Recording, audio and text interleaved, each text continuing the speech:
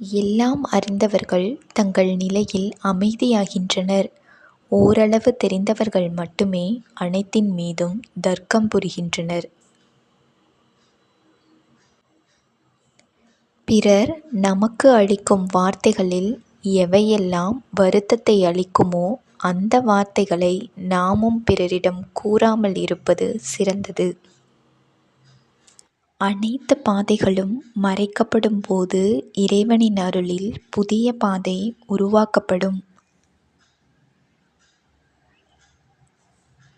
ஒருவருக்கு எல்லா சூழலிலும் ஒரே மனிதர் தேவைப்படுவதில்லை.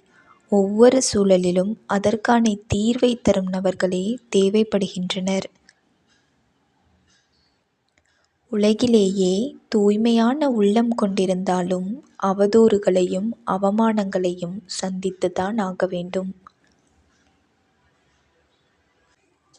நம் வாழ்வில் கடந்து வந்த சிறிய விஷயங்கள்தான் மிகப்பெரிய அதிகாரமிக்கதாய் மாறியிருக்கிறது.